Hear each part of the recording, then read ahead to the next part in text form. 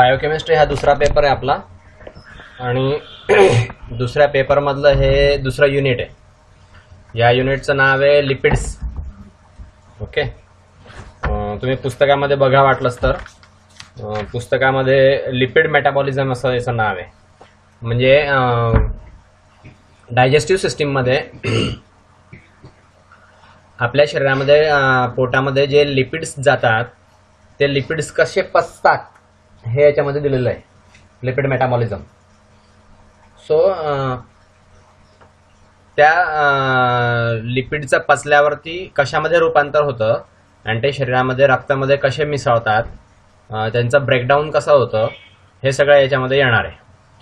त्याच्यापासून excretory product कोणते तयार होतात आणि एक्सक्रिटरी प्रॉडक्ट तयार झाल्यावरती ते एक्सक्रिटरी प्रॉडक्ट बाहेर कसे टाकले जातात हे सगळं याच्यामध्ये येईल। सो लिपिड मेटाबॉलिझम हे आपलं बायोकेमिस्ट्री म्हणजे पेपर 2चं दुसरं युनिट आहे। ते युनिट आपण आता सुरू करतोय, ठीक आहे। तर हे लिपिड्स जे आहेत हे स्ट्रक्चर आणि फंक्शनमध्ये खूप वेगळे असतात सेलपेक्षा। सेलमध्ये हे इझिली असिम्युलेट होऊ शकत नाही कारण त्यांचं कॉम्प्लेक्स स्ट्रक्चर आहे आणि हायड्रोफोबिक ॲक्शन आहे त्यांची। लिपिड्सची हायड्रोफोबिक ॲक्शन आहे म्हणजे ते पाण्याला दूर सारतात आणि आपल्या शरीरामध्ये 80% पाणी आहे। तर ते पूर्ण 80% पाणी असलेल्या आपल्या शरीरामध्ये हे जे लिपिड्स आहे हे लिपिड्स सहजासहजी मिसळले जाऊ शकत नाही कारण त्यांची हायड्रोफोबिक ॲक्शन असते। पाण्यापासून ते दूर राहतात किंवा पाण्याला चिकटत नाही ते किंवा पाणी त्यांना चिकटत नाही। नॉन पोलर नेचरमध्ये असतात लिपिड्स।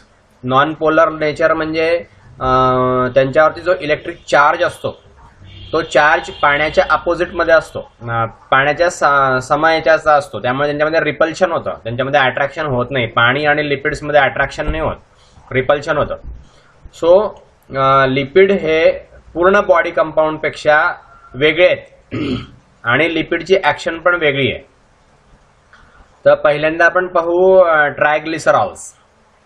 लिपिड्सचा हा एक भाग आहे ट्रायग्लिसरॉल्स। लिपिड हे तेलामध्ये असतात, फॅट्समध्ये असतात लिपिड्स। ओके, त्याच्यामधला आता पहिला भाग आहे ट्रायग्लिसरॉल्स। हे बॉडी फ्युएल रिझर्व्ह आहे। ट्रायग्लिसरॉल्स म्हणजे काय, आपल्या बॉडीला जे काही एनर्जी सोर्स लागतो किंवा जे इंधन लागतं त्या इंधनचा रिझर्व्ह म्हणून ट्रायग्लिसरॉल्सचा वापर केला जातो। याच्यामध्ये साधारणपणे 15 ते 20% बॉडी वेटच्या हे लिपिड्स असतात। ट्रायग्लिसराइड्स किंवा ट्रायग्लिसरॉल्स असतात ह्युमनमध्ये। ट्रायग्लिसरॉल्स जे आहेत त्यांना पहिल्यांदा ट्रायग्लिसराइड्स म्हणायचे, आता ट्रायग्लिसरॉल्स म्हणतात। हे खूप अबंडंट लिपिड आहेत म्हणजे मोठ्या प्रमाणावरती सापडतात। हे ट्रायग्लिसरॉल्स हे मोठ्या प्रमाणावरती सापडतात। 85 ते 90% बॉडी लिपिड्समध्ये ट्रायग्लिसरॉल्स असतात। ओके, आणि हे जे ट्रायग्लिसरॉल्स आहेत यांना न्यूट्रल फॅट किंवा डिपॉझिट फॅट असं म्हणतात। ट्रायग्लिसरॉल्स म्हणजे काय, दुसरं तिसरं काही नाही तर न्यूट्रल फॅट किंवा डिपॉझिट फॅट। आपल्या शरीरामध्ये डिपॉझिट झालेलं जे फॅट असतं ते ट्रायग्लिसरॉल असतं। ओके, हे आदिपोस टिश्यूमध्ये स्टोअर करून ठेवलेले असतात आणि यांचा एनर्जी रिझर्व्ह म्हणून आपल्या बॉडीला उपयोग होतो। ज्यावेळेस उपासमार होत असते किंवा ज्यावेळेस नुसतं चिवडावरती आपण दिवस काढत असतो त्यावेळेस आपल्या शरीरातले फॅट जे असतात म्हणजे हे ट्रायग्लिसरॉल्स जे असतात त्या ट्रायग्लिसरॉल्स मोकळे होतात आणि त्यांच्यापासून आपल्या बॉडीला एनर्जी पुरवली जाते। ज्यावेळेस आपण चिवड्यावर दिवस काढत असतो त्यावेळेस ऍक्च्युअली चिवड्यावरती आपले दिवस निघत नसतात, तर बॉडी फॅट त्यावेळेस कमी होतं आणि बॉडी फॅट हे युटिलाइज होतं। तर ते बॉडी फॅट म्हणजे दुसरं तिसरं काही नाही तर हे ट्रायग्लिसरॉल्स आहेत। ओके, सो एनर्जी सोर्स किंवा एनर्जी रिझर्व्ह म्हणून यांचा उपयोग होतो। आपल्या शरीरामध्ये आदिपोस टिश्यूमध्ये हे ट्रायग्लिसरॉल्स साठवून ठेवलेले असतात। कार्बोहायड्रेट आणि प्रोटीन जे आहेत ते आपल्या शरीरामध्ये साठवून ठेवले जात नाही। सिग्निफिकंट एक्सटेंटमध्ये कार्बोहायड्रेट आणि प्रोटीन आपल्या शरीरामध्ये खूप मोठ्या प्रमाणावरती साठवून ठेवले जाऊ शकत नाही. एनर्जी मिळवण्यासाठी त्यांचा रिझर्व्ह म्हणून उपयोग होऊ शकत नाही फार मोठ्या प्रमाणावर. पण फॅटचा एनर्जी रिझर्व्ह म्हणून फार मोठ्या प्रमाणावरती उपयोग होतो. तसंच फॅटचा इन्सुलेटिंग मटेरियल म्हणून सुद्धा उपयोग होतो. बॉडी टेम्परेचर जे आहे ॲनिमल्समध्ये ते बॉडी टेम्परेचर कंट्रोल केलं जातं ह्या फॅट्समुळे. तुम्ही जर पोलर बिअरला बघितलं तर पोलर बिअरमध्ये खूप मोठ्या प्रमाणावरती फॅट डिपॉझिशन असतं त्याच्या कातडीच्या खाली, आणि त्या फॅट डिपॉझिशनमुळे त्याच्या शरीरातली एनर्जी बाहेर नाही पडत आणि बाहेरची थंडी आतमध्ये नाही घुसत, आणि त्याच्या बॉडीचं टेम्परेचर जसंच तसं राहतं. ते केवळ त्या फॅटमुळे राहतं. पोलर बिअर झालं, नंतर सील झालं, वॉलरस झालं, यांच्यामध्ये खूप मोठ्या प्रमाणावरती बॉडी फॅट असतं, आणि त्या बॉडी फॅटचा उपयोग इन्सुलेटिंग मटेरियल म्हणून केलेला असतो, म्हणजे एनर्जी वाचवण्यासाठी पण त्यांचा उपयोग होतो. नाऊ ट्रायग्लिसरॉल्स जे आहेत हे मोस्ट प्रिडॉमिनंट स्टोरेज फॉर्म आहे एनर्जीचं. सांगितलं गेलं एकदा, स्टोरेज फॉर्म म्हणजे ट्रायग्लिसरॉल्सच असतात मेनली. दोन कारण आहेत याला. फ्युएल रिझर्व्ह वापरण्यासाठी ट्रायग्लिसरॉलच का बरं वापरतात फ्युएल रिझर्व्ह म्हणून, तर याला दोन कारण आहेत. पहिलं कारण म्हणजे highly concentrated form of energy. याच्यापासून खूप मोठ्या प्रमाणावरती एनर्जी उत्पन्न होऊ शकते. 1 ग्रॅम ट्रायग्लिसरॉल मधून 9 कॅलरीज एनर्जी बाहेर पडते. ओके, कार्बोहायड्रेट आणि प्रोटीन मधून फक्त 4 कॅलरी 1 ग्रॅम पासून मिळते. कार्बोहायड्रेट आणि प्रोटीन मधून जास्त प्रमाणामध्ये एनर्जी निघत नाही. फक्त 1 ग्रॅम कार्बोहायड्रेट किंवा प्रोटीन पासून 4 कॅलरी एनर्जी मिळते, पण 1 ग्रॅम ट्रायग्लिसरॉल्स पासून 9 कॅलरी एनर्जी उत्पन्न होऊ शकते. म्हणजे खूप मोठ्या प्रमाणावरती एनर्जी उत्पन्न होते. कारण फॅटी ऍसिड्स जे आहेत हे इथे रिड्युस्ड फॉर्ममध्ये असतात. ट्रायग्लिसरॉल्समध्ये फॅटी ऍसिड रिड्यूस फॉर्ममध्ये असतात, त्यामुळे ट्रायग्लिसरॉल्स जे हे हायली कॉन्सन्ट्रेटेड फॉर्म आहे एनर्जीचा. दुसरं कारण असं आहे की हे ट्रायग्लिसरॉल्स नॉन पोलर असतात आणि हायड्रोफोबिक असतात, त्यामुळे ते प्युअर फॉर्ममध्ये पाण्याशी त्यांचा काहीही संबंध न येता पाण्यामुळे त्यांना काहीच होत नाही. आपल्या शरीरामध्ये इतक्या मोठ्या प्रमाणावरती पाणी असतं तरी पाण्यामुळे त्या ट्रायग्लिसरॉल्सला फॅटला काहीही होत नाही. पाण्यामध्ये ते राहू शकतात व्यवस्थित, ते सोडत नाही किंवा खराब होत नाही, अनहायड्रस फॉर्ममध्ये राहतात. आणि on the opposite side glycogen आणि प्रोटीन्स जे आहेत ते पोलर असतात. तर 1 ग्रॅम ग्लायकोजेन जर आपण वापरलं तर याच्यामध्ये 2 ग्रॅम वॉटर असतं स्टोरेजसाठी. म्हणजे परत ग्लायकोजेन हे कॉन्सन्ट्रेटेड फॉर्ममध्ये स्टोअर करू शकत नाही आपण, कारण 2 ग्रॅम वॉटर त्याच्यामध्ये असतं. ते वॉटरचा काही एनर्जी तयार करण्यासाठी उपयोग होऊ शकत नाही. म्हणून ग्लायकोजन साठवण्यापेक्षा ते ट्रायग्लिसरॉल साठवणं हे सोपं जाऊ शकतं. ग्लायकोजनसाठी आपल्याला पाणी सुद्धा साठवून ठेवावं लागतं. 2 ग्रॅम वॉटर पण लागतं ग्लायकोजनच्या बरोबर. ओके, सो ग्लायकोजनपेक्षा ट्रायग्लिसरॉल्स हे चांगले आहेत. हे जे 2 रिझन वर सांगितलेले आहेत, तर 1 ग्रॅम फॅटमधून साधारणपणे 6 पट जास्त एनर्जी निर्माण होते ग्लायकोजनपेक्षा. हेल्दी अडल्टमध्ये जर बघितलं आपण 70 किलो ज्याचं वजन आहे अशा माणसाला आपण जर बघितलं तर साधारणपणे 10 ते 11 किलो हे फॅट स्टोअर्ड असतं मोस्टली ॲडोपस टिश्यूमध्ये. ओके, 10 ते 11 किलो फॅट असतं त्या माणसामध्ये, 70 किलोच्या माणसामध्ये. म्हणजे 10 ते 11 किलो हे 70 किलोमध्ये. त्यामुळे फ्युएल रिझर्व्ह जो आहे तो साधारणपणे 1 लाख कॅलरी होतो. 1 लाख कॅलरी फ्युएल रिझर्व्ह झाला.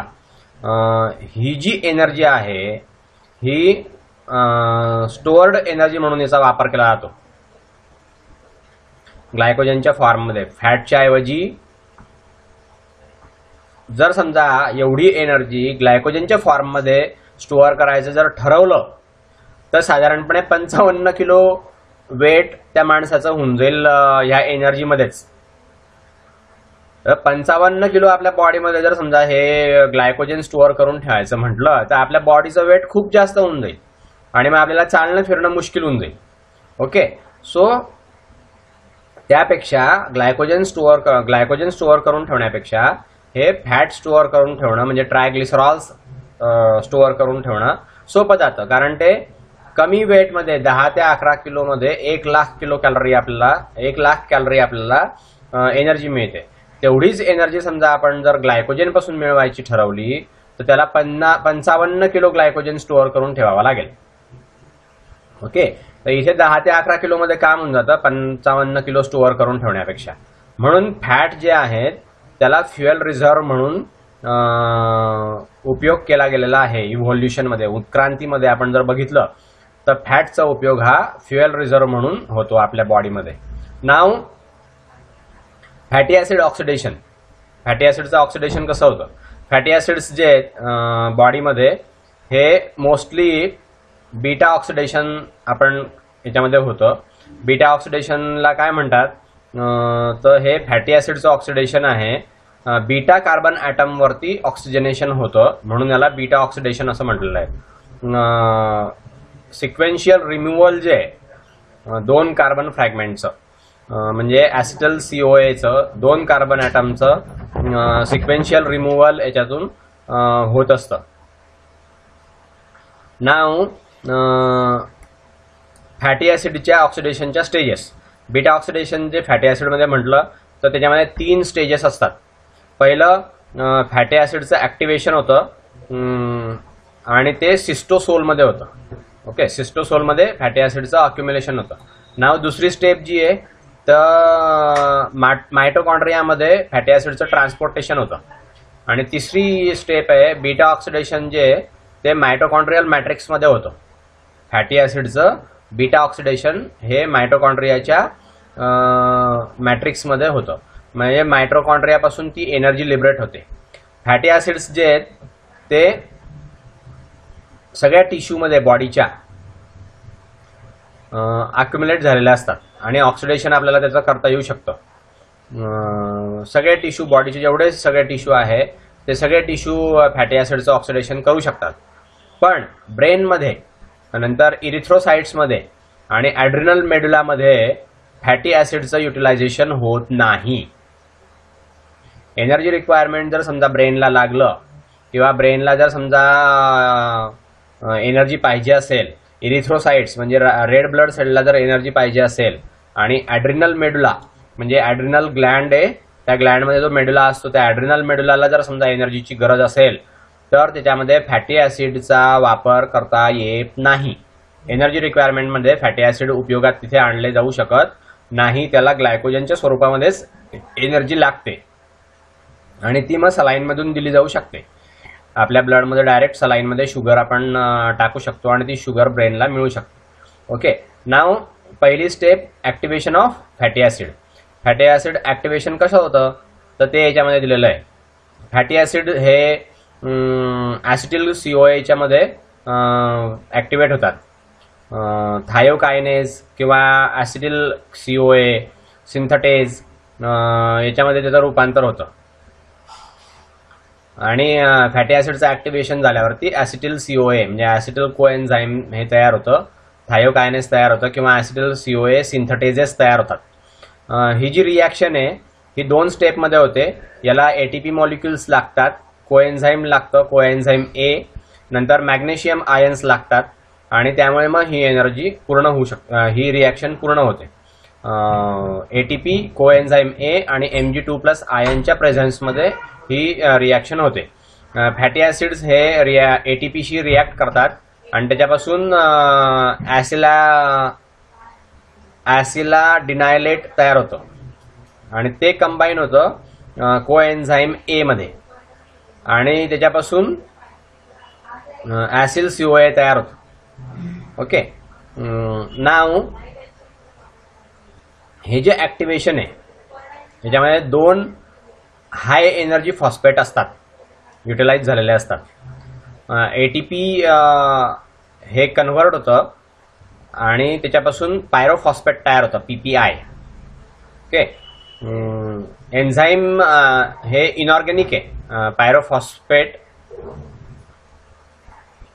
पायरोफॉस्फेटेज हायड्रोलेसेस म्हणजे पीपीआय पासून मग फॉस्फेटेज बनतं, फॉस्फेट बनतं पीआय, आणि याचं इलिमिनेशन होऊन पीपीआय मध्ये ही रिॲक्शन होते आणि टोटली इरिव्हर्सिबल रिॲक्शन आहे, म्हणजे उलटी रिॲक्शन होऊ नाही शकत ही.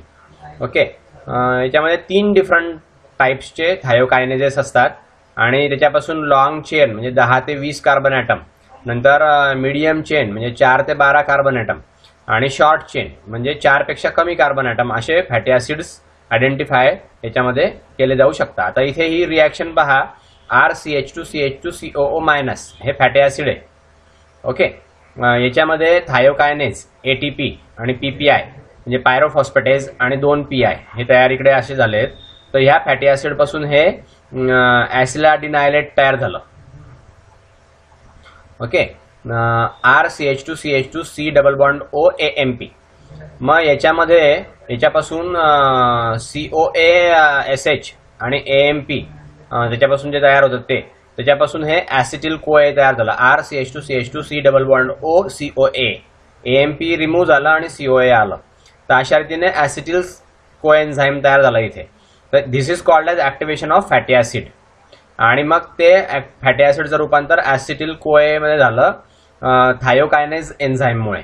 या इथे दिलेलं आहे पहा, हे थायोकायनेज एन्झाईम आहे. या थायोकायनेज एन्झाईममुळे त्याचं फॅटी ॲसिडचं ऍक्टिव्हेशन झालं. नाव second is transport of acyl CoA. याचं ॲसिल कोएचं ट्रान्सपोर्ट होतं ते मायटोकॉन्ड्रियामध्ये जातं. ट्रान्सपोर्ट होऊन कुठे जातं? मायटोकॉन्ड्रियामध्ये जातं. इनर मायटोकॉन्ड्रियल मेम्ब्रेन जे आहे ते इम्परमिएबल असतं फॅटी ॲसिडला. मग याच्यामध्ये स्पेशलाइज्ड कार्निटीन कॅरियर सिस्टीम असते, कार्निटीन शटल म्हणतात त्याला. तर ही स्पेशलाइज्ड सिस्टीम आहे, कॅरियर सिस्टीम आहे. ही ऑपरेट होते आणि ऍक्टिव्हेटेड फॅटी ॲसिडला ट्रान्सपोर्ट करून घेऊन जाते. सिस्टोसोल पासून मायटोकॉन्ड्रियामध्ये हे ॲसिल कोए जातो आणि हे 4 स्टेपमध्ये होतं. याच्या 4 स्टेप आहे. ओके, पहिली स्टेप काय? ॲसिल ग्रुप जो आहे ॲसिल कोएचा हा कार्निटीनला ट्रान्सफर होतो. कार्निटीन म्हणजे काय? Beta hydroxy gamma trimethyl amino butyrate. Okay, तर हे कार्निटीन मध्ये हा ट्रान्सफर होतो आणि मग हे कॅटलाइज्ड होतं by the carnitine acyl transferase. Okay, 1% हे असतं कार्निटीन ॲसिल ट्रान्सफरेज 1. याच्यामध्ये याच्यामुळे हे कॅटलाइज्ड होतं ही रिॲक्शन. कोणती? ॲसिल ग्रुप जो आहे ॲसिटिल कोएचा तो कार्निटीन मध्ये कन्व्हर्शन होतो, ट्रान्सफर होतो. तर याचं हे कॅटलायझेशन याच्यामध्ये हे एन्झाईम आहे. ओके, हे इनर मायटोकॉन्ड्रियल मेम्ब्रेनच्या आउटर सरफेसला प्रेझेंट असतं. इनर मायटोकॉन्ड्रियल मेम्ब्रेनच्या आउटर सरफेसला हे प्रेझेंट असतं enzyme carnitine acyl transferase. Okay, त्याच्यामुळे कॅटॅलिटिक ऍक्टिव्हिटी होते आणि मग ॲसिल COA हे कार्निटीन मध्ये कन्व्हर्ट होतं. नाव सेकंड स्टेप, ॲसिल कार्निटीन जे हे ट्रान्सपोर्ट होतं मेम्ब्रेनच्या अक्रॉस आणि मायटोकॉन्ड्रियामध्ये जातं, मायटोकॉन्ड्रियाच्या मॅट्रिक्समध्ये जातं. तर हे काम स्पेसिफिक कॅरियर प्रोटीन्स करतात. ही दुसरी स्टेप आहे. तिसऱ्या स्टेपमध्ये कार्निटीन ॲसिल ट्रान्सफरेज 2 जे आहे हे इनर सरफेस मला असतं, इनर मायटोकॉन्ड्रियल मेम्ब्रेनच्या. हे कन्व्हर्ट होतं ॲसिल कार्निटीनच्या, हे ॲसिल कार्निटीनला कन्व्हर्ट करून ॲसिल कोएला तयार करतो. कार्निटीन ॲसिल ट्रान्सफरेज 2 हे ॲसिल कार्निटीनला कन्व्हर्ट करून ॲसिल COA बनवतो. ही तिसरी स्टेप आहे. ओके, हे कार्निटीन ॲसिल ट्रान्सफरेज 2 जे आहे हे इनर सरफेसला, इनर मायटोकॉन्ड्रियल मेम्ब्रेनच्या इनर सरफेसला असतं. ओके, नाव चौथी प्रोसेस जी आहे ती कार्निटीन जे रिलीज झालेलं असतं ते परत सिस्टोसोलमध्ये येतं आणि त्याचा परत वापर होतो आणि परत ते दुसऱ्या फॅटी ॲसिडला ट्रान्सपोर्ट करण्यासाठी मदत करतो. सो चौथ्या प्रोसेसमध्ये कार्निटिन रिलीज होतं आणि ते रिलीज झाल्यावरती सिस्टोसोलमध्ये ते परत येतं परत वापरण्यासाठी. नाव याच्यामध्ये आपण असं समजून घेतलं पाहिजे की कोएन्झाईम ए जे आहे हे ॲक्टिव्हेशनसाठी उपयोगात आणलं जातं. ओके, डिफरंट फॉर्ममध्ये ते फायनली कंबाईन होतं फॅटी ॲसिडची मायटोकॉन्ड्रियामध्ये आणि त्याच्यापासून ॲसिल CoA तयार होतो. म्हणून सेलला 2 सेपरेट पूल्स असतात, एक सिस्टोसोलिक पूल असतो आणि दुसरा मायटोकॉन्ड्रियल पूल असतो. कोएन्झाईम ए चे 2 पूल असतात सेलमध्ये. पूल म्हणजे ग्रुप किंवा जमाव. सिस्टोसोलिक पूल असतो एक आणि दुसरा मायटोकॉन्ड्रियल पूल असतो. ठीक आहे. नाव ही रिॲक्शन इथे दाखवली आहे. कार्निटिन शटल जे हटल झालंय शटल आहे, याचा ऍक्टिव्हेटेड फॅटी ऍसिडच्या ट्रान्सपोर्टसाठी उपयोग होतो ॲसिल CoA आणि त्याचा मायटोकॉन्ड्रियामध्ये ते जातं मग. ओके, तर ही पूर्ण रिॲक्शन इथे दिलेली आहे. परत मी ही पूर्ण रिॲक्शन काही वाचत नाही, तुम्हाला ही पहिल्यांदा आधीच समजावून सांगितली मी बरोबर स्टेपमध्ये. नाव तिसरी स्टेप. ओके, तिसरी स्टेप कोणती? Oxidation proper. बीटा ऑक्सिडेशन होतं मायटोकॉन्ड्रियामध्ये. नेमकं बीटा ऑक्सिडेशन कसं होतं ते आता तिसऱ्या स्टेपमध्ये दिलेलं आहे. प्रत्येक सायकलमध्ये बीटा ऑक्सिडेशनच्या लिबरेशन होतं. 2 कार्बन युनिट लिबरेट होतात ॲसिटिल CoA मध्ये आणि हे सिक्वेन्स होतो याच्यामध्ये. 4 रिॲक्शनचा सिक्वेन्स होतो याच्यामध्ये. ओके, पहिलं आहे ऑक्सिडेशन. बीटा ऑक्सिडेशन जे मुक्त होतं 2 कार्बन युनिटमध्ये ॲसिटिल CoAच्या, त्याची रिॲक्शन म्हणजे ऑक्सिडेशन रिॲक्शन कशी होते तर त्याच्या 4 रिॲक्शन आहे. पहिलं रिॲक्शन ऑक्सिडेशन, तर त्याच्यामध्ये पहिल्यांदा ॲसिल CoAचं डिहायड्रेशन होतं, डिहायड्रोजनेशन होतं. ओके, ॲसिल CoAचं डिहायड्रोजनेशन होतं बाय मीन्स ऑफ FAD. FADने डिहायड्रोजनेशन होतं त्याचं. FAD डिपेंडंट फ्लॅवो एन्झाईम्स त्याच्यामध्ये वापरले जातात. मग ॲसिल CoA डिहायड्रोजिनेज तयार होतो. ओके, आणि तिथे डबल बॉन्ड तयार होतो अल्फा आणि बीटा कार्बन ॲटममध्ये, 2 आणि 3 कार्बनमध्ये, आणि अशा रीतीने ते ऑक्सिडेशन पूर्ण होतं. ॲसिल CoAचं डिहायड्रोजनेशन होतं. कोणाकडून होतं? FAD डिपेंडंट फ्लॅवो एन्झाईम्स पासून. आणि मग ॲसिल CoA डिहायड्रोजनेज बनतं. ओके, अल्फा आणि बीटा कार्बनमध्ये हे डिहायड्रोजनेज बनतं. नाव सेकंड स्टेप आहे हायड्रेशन.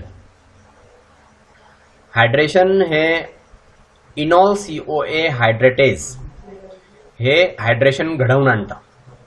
ओके, डबल बॉन्डचं हायड्रेशन होतं आणि त्याच्यापासून बीटा हायड्रॉक्सी ॲसिल CoA तयार होतं. दिस इज हायड्रेशन. नाव तिसरं ऑक्सिडेशन परत. Okay, beta hydroxy acyl CoA dehydrogenase याचं कॅटलाइज होतं आणि याचं सेकंड ऑक्सिडेशन होतं आणि याच्यापासून NADH जनरेट होतं. ओके, आणि ते NADH जनरेट झालं की जे प्रॉडक्ट तयार होतं त्या प्रॉडक्टचं नाव आहे beta keto acyl CoA. Okay, कोणतं काय होतं तिसऱ्या प्रोसेसमध्ये लक्षात आलं का? परत सांगतो बघा. बीटा हायड्रॉक्सी ॲसिल CoA हे beta hydroxy acyl CoA dehydrogenase हे सेकंड ऑक्सिडेशनला कॅटलायझेस करतं आणि त्याच्यापासून NADH जनरेट होतं आणि प्रॉडक्ट तयार होतं ते बीटा कीटो ॲसिल CoA हे प्रॉडक्ट तयार होतं. नाव क्लिवेज. क्लिवेज म्हणजे तोडणे किंवा तडा पडणे. ओके, फायनल रिॲक्शन जी आहे बीटा ऑक्सिडेशनची, याच्यामध्ये 2 कार्बन फ्रॅगमेंट लिबरेट होतात म्हणजे मुक्त होतात. ॲसिटिल CoA हे ॲसिल CoA पासून रिलीज होतं आणि हे थायोलायटिक क्लीवेज मध्ये रूपांतरित होतो. ओके. आणि याच्यामध्ये बीटा कीटो ॲसिल CoA थायोलेज किंवा सिम्पली थायोलेज आपण त्याला म्हटलं तरी पण चालतं. हे थायोलायटिक क्लीवेजमुळे घडून येतं. आणि याला कॅटलायझेशन कोण करतं? तर याच्यामध्ये बीटा कीटो ॲसिल CoA थायोलेज हा कॅटलिस्ट वापरला जातो. ओके. काय होतं फायनल रिॲक्शनमध्ये? बीटा ऑक्सिडेशन जे याच्यामध्ये 2 कार्बन फ्रॅगमेंट ॲसिटिल CoA चे लिबरेट होतात. ही रिॲक्शन.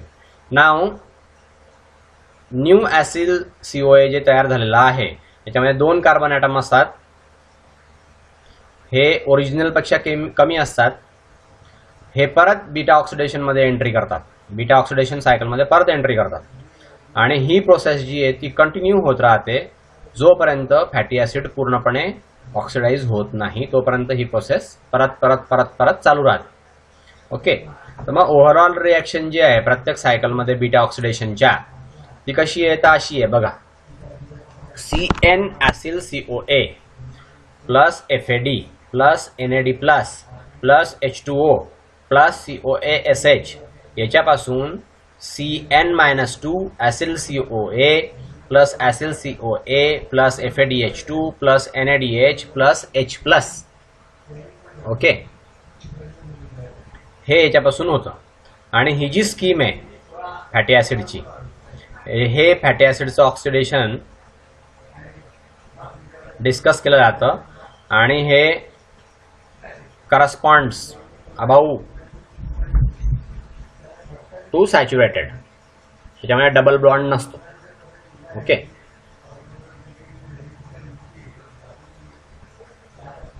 ही जी स्कीम आहे फॅटी ॲसिडची, फॅटी ॲसिड ऑक्सिडेशनची जी ही स्कीम आहे ही वरती जी फॅटी ॲसिड ऑक्सिडेशनची स्कीम दाखवलेली आहे ही सॅच्युरेटेड आहे. आणि इव्हन कार्बन फॅटी ॲसिडसाठी आहे फक्त. इव्हन कार्बन फॅटी ॲसिडसाठी नो डबल बॉन्ड, याच्यामध्ये डबल बॉन्ड नसतो. ही बायोलॉजिकल सिस्टीममध्ये मेनली घडून येते. ठीक आहे. नाव oxidation of palmitoyl CoA. Oxidation of palmitoyl CoA. Beta ऑक्सिडेशनची जी समरी आहे पाल्मिटिल CoA ची ही खाली दर्शवल्याप्रमाणे palmitoyl CoA plus 7 CoASH plus 7 FAD plus 7 NAD plus 7 H2O याच्यापासून 8 ॲसिटिल CoA तयार होतात प्लस 7 FADH2 तयार होतात प्लस 7 NADH तयार होतात प्लस 7 H तयार होतात. ठीक आहे. आता ही जी रिॲक्शन आहे या रिॲक्शन मध्ये CoA याचा अर्थ होतो कोएन्झाईम A. ओके. कोएन्झाईम A लिहून घ्या वाटलंच तर, नंतर तुम्हाला इथे व्हिडिओमध्ये मागे पुढे करून शोधत बसावं लागेल. त्यापेक्षा लिहून घेतलेलं परवडेल. आता ऐकताना नुसतं ऐकण्यापेक्षा पॉज करून लिहून घेत चला महत्वाच्या ज्या गोष्टी आहेत त्या. CoA म्हणजे कोएन्झाईम A. ओके. नंतर FAD म्हणजे फ्लॅविन ॲडेनाईन डायन्यूक्लियोटाइड. FAD म्हणजे काय? फ्लॅविन ॲडेनाईन डायन्यूक्लियोटाइड. नंतर NAD म्हणजे काय तर nicotinamide adenine dinucleotide. Okay. Acetyl CoA म्हणजे ॲसिटिल कोएन्झाईम A. नंतर FADH याचा अर्थ होतो flavin adenine dinucleotide in oxidised state. Okay. आणि NADH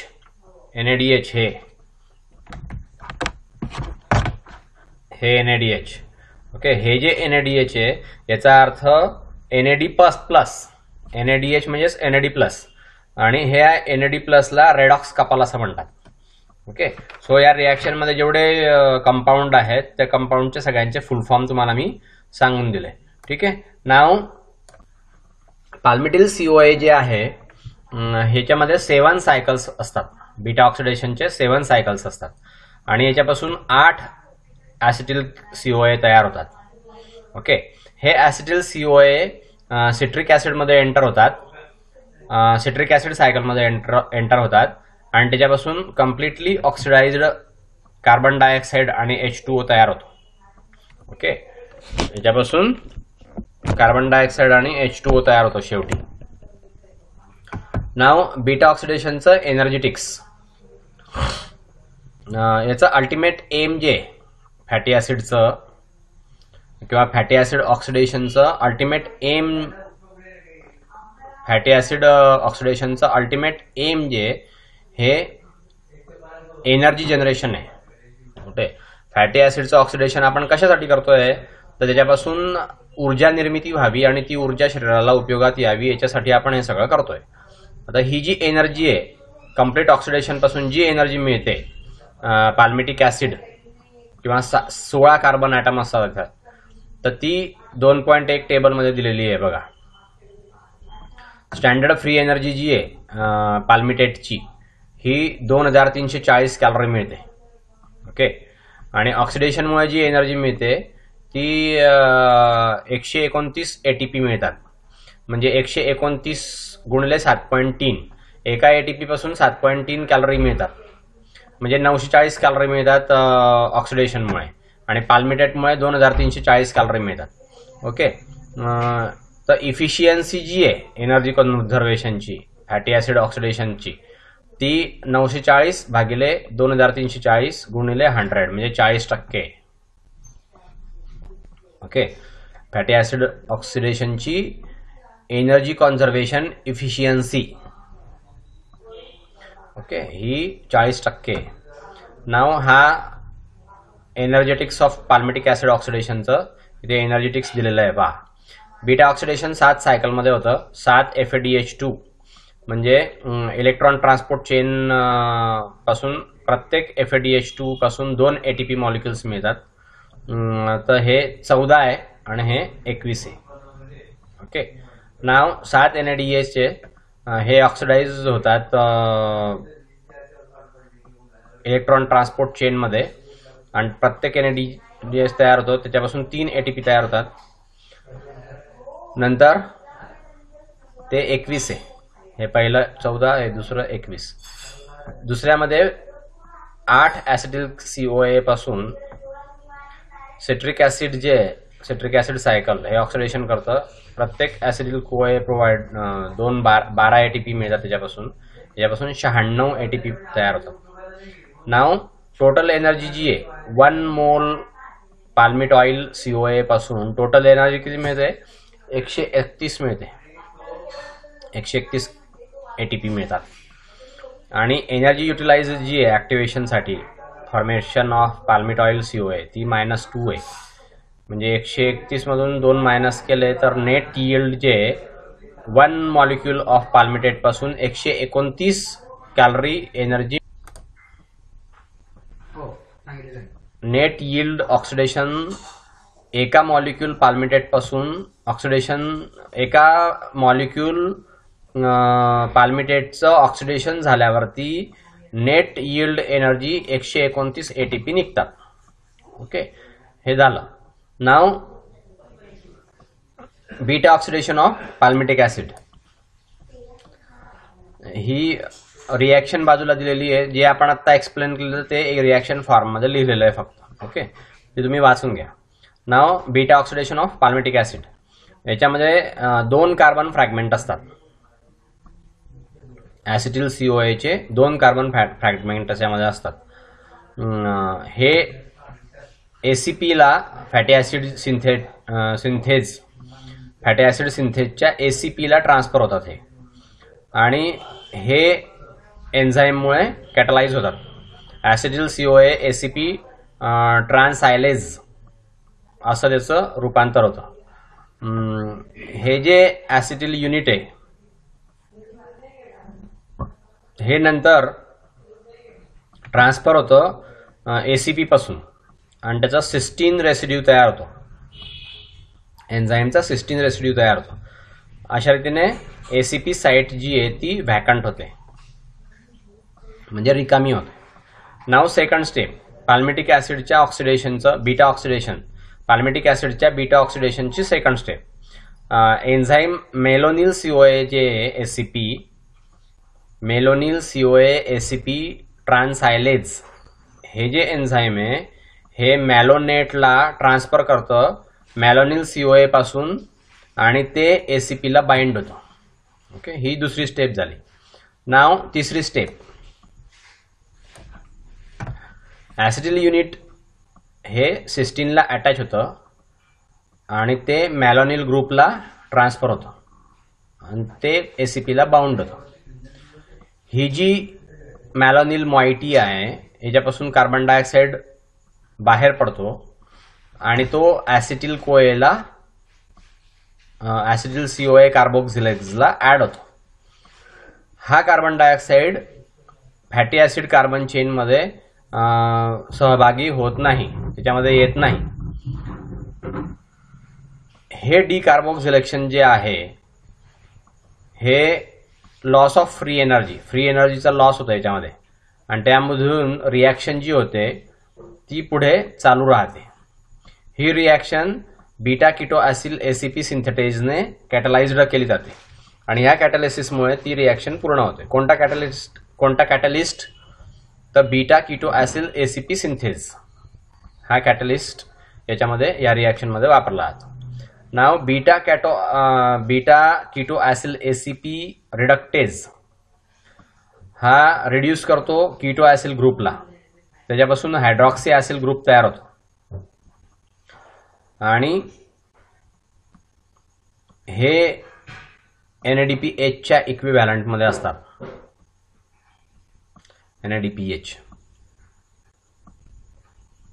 NADPH याच्या इक्विव्हॅलंटमध्ये सप्लाय करतात. ओके, नाव पाचवी process, beta hydroxy acyl ACP याचं डिहायड्रेशन होतं आणि वॉटर मॉलिक्युल्स तयार होतात. डबल बॉन्ड इंट्रोड्यूस होतो, अल्फा आणि बीटा कार्बनच्या मध्ये डबल बॉन्ड तयार होतो, वॉटर मॉलिक्यूल बाहेर पडतात आणि डिहायड्रेशन होतं बीटा हायड्रॉक्सी ॲसिल ACPचं. नाव सहावी process, second NADPH dependent reduction जे हे कॅटाफाइज्ड और catalysed by enol ACP reductase. याच्यापासून ॲसिल ACP तयार होतो. 4 कार्बन ॲटम जे ACP ला अटॅच झालेले असतात ब्युटारिल ग्रुपमध्ये ते अटॅच होतात 4 कार्बन ॲटम. ही कार्बन चेन जी आहे ती ACP ला अटॅच करते आणि सिस्टीन रेसिड्यू त्यातून ट्रान्सफर होतो. अशा रीतीने 2,6 हे रिपीट होऊन 6 मोर टाइम्स म्हणजे 6 वेळा ही रिॲक्शन कंप्लीट केली जाते, रिपीट होते 6 वेळा आणि ह्या रिॲक्शन्स तयार होतात. प्रत्येक वेळेस फॅटी ॲसिड चेन जी आहे ही लांब होत राहते. 2 कार्बन युनिट त्याच्यामध्ये इनकॉर्पोरेट होत राहतात. मॅलोनिल CoA पासून ते येतात 2 कार्बन युनिट आणि 7 सायकल झाल्यानंतर फॅटी ॲसिड सिंथेसिस जे आहे हे कंप्लीट होतं आणि त्याच्यापासून 16 carbon fully saturated fatty acid याला पाल्मिटेट बाउंड टू ACP असं म्हणतात आणि हे प्रोड्यूस होतात. मग सगळ्यात शेवटी हे तयार होतं. एन्झाईम पाल्मोटी ऑइल थायोइस्टरेज हे पाल्मिटेट पासून सेपरेट होतं, त्याच्यापासून फॅटी ॲसिड सिंथेज तयार होतं आणि हे कंप्लीट होऊन सिंथेसिस जे पाल्मिटेटचं सिंथेसिस जे ते होत राहतं. ओके, ही इथे पाल्मिटॉइल CoA 16 कार्बन ॲटम्स दाखवलेले आहेत, त्याच्यापासून हे 8 ॲसिटिल CoA तो अशा रीतीने तयार होत आहे. नाव पाल्मिटेट सिंथेसिसची समरी. 16 कार्बन पाल्मिटेटमध्ये प्रेझेंट असतात, त्यापैकी 2 जे ते ॲसिटिल CoA पासून येतात डायरेक्टली आणि जे उरलेले 14 असतात ते मॅलोनिल CoA पासून येतात आणि मग त्याच्यापासून ॲसिटिल CoA तयार होतं. ओव्हरऑल रिॲक्शन जी आहे पाल्मिटेट सिंथेसिसची ही अशी आहे, 8 acetyl CoA plus 7 ATP plus 14 NADPH plus 14 H plus याच्यापासून palmitate plus 8 COA plus 7 ADP plus 7 PI plus H2O असं तयार होतं. तुम्ही जर नेटवर पाहिलं तर तुम्हाला याचं NADPH इन लिपिड मेटाबॉलिझम असं टाकायचं. तुम्हाला हे होमवर्क आहे. NADPH इन लिपिड मेटाबॉलिझम असं जर गुगलमध्ये टाकलं तर तुम्हाला NADPHचा फुल फॉर्म जो आहे तो कळेल. निकोटिनामिड ॲडेनाइन डायन्यूक्लियोटाइड फॉस्फेटेज असं त्याचा काहीतरी फुल फॉर्म असेल तो तुम्ही शोधून घ्या स्वतःच. ॲडेनाइन डायन्यूक्लियोटाइड फॉस्फेट हे ADPचा फुल फॉर्म आहे. Okay, so NADPH in lipid metabolism असं तुम्हाला गुगलवरती टाकलं तर याचे फुल फॉर्म सगळ्यांची तुम्हाला मिळतील. नाव डिसऑर्डर्स. बीटा ऑक्सिडेशनमध्ये डिसऑर्डर काय येते? बीटा ऑक्सिडेशनमध्ये डिसऑर्डर झाली तर ते लिपिड मेटाबॉलिझममध्ये आपल्याला त्रास होतो. लिपिड मेटाबॉलिझम आपल्या बॉडीमध्ये होत नाही. तर ती कशामुळे होत नाही? बीटा ऑक्सिडेशनमध्ये डिसऑर्डर कोणती येते ती आपण बघूया. तर ह्या बीटा ऑक्सिडेशनच्या डिसऑर्डरमुळे एक डिसीज होतो. तो डिसीज जेनेटिक डिसीज आहे म्हणून त्याला सिंड्रोम म्हटलेला आहे. आणि त्या सिंड्रोमचं नाव आहे सडन इन्फंट डेथ सिंड्रोम म्हणजे SIDS. ओके, तर हे कशामुळे होतं? बीटा ऑक्सिडेशनमध्ये डिसऑर्डर आल्यामुळे होतं. ओके, अनएक्सपेक्टेड डेथ होते. एकदम हेल्दी इन्फंट असतो म्हणजे नवजात शिशु असतो, एकदम हेल्दी असतो, त्याला काहीच झालेलं नसतं. वरून आपण जर बघितलं तर धष्टपुष्ट दिसतो, पण तो एकदम डायरेक्ट मरतो. अनएक्सपेक्टेड डेथ, डायरेक्ट एकदम मरतो. कसं काय मरतो? तर त्याचं जर कारण शोधलं तर त्याच्यामध्ये सडन इन्फंट डेथ सिंड्रोम असतो. आणि या सडन इन्फंट डेथ सिंड्रोमचं कारण आहे बीटा ऑक्सिडेशनमध्ये डिसऑर्डर आली म्हणून तो मरतो. ओके, युजली एका रात्रीतच मरून जातो तो. रिअल कॉज जे ते आता त्या जेनेटिक म्हणजे बीटा ऑक्सिडेशनमध्ये डिसऑर्डर कशामुळे येते याचं कारण अजून काही माहिती नाही आहे, पण डिसऑर्डर होते एवढं मात्र कळलेलं आहे. Okay, medium chain acetyl COA dehydrogenase जे आहे याच्या डिफिशियन्सीमुळे तो मृत्यू पावतो. ओके, ॲटलिस्ट साधारणपणे 10% SID हे ॲसिल COA डिहायड्रोजनेजच्या डिफिशियन्सीमुळे होतात. हे जे एन्झाईम आहे याच्या डिफेक्टमुळे साधारणपणे 10,000 जन्मामध्ये एक माणूस, एक पोरगा जो आहे तो मृत्यू पावतो SID सिंड्रोममध्ये. 10,000 मृत्यूंमध्ये एक पोरगा SID सिंड्रोममुळे मृत्यू पावतो. आणि हे फिनिलकिटोन्युरियाच्या बाबतीमध्ये जास्त प्रमाण याचं आहे.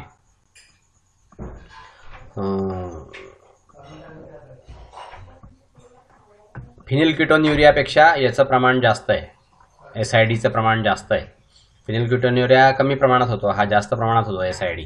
आणि 10,000मध्ये एक माणूस मरण पावतो याच्यामध्ये, एक मुलगा, इन्फंट याचा अर्थ आहे नवजात शिशु. इन्फंट म्हणजे काय? नवजात शिशु, नवीन जन्माला आलेलं बाळ. ओके, सो SID कसा होतो ते इथे दिलेलं आहे. बघा त्याची प्रोसेस. ग्लुकोज जे हे प्रिन्सिपल सोर्स ऑफ एनर्जी आहे आपल्या शरीरामध्ये. ग्लुकोजपासून आपल्याला एनर्जी मिळते. जर समजा आपण बेडीला फिडिंग केलं तर ग्लुकोज हा प्रिन्सिपल सोर्स ऑफ एनर्जी आहे.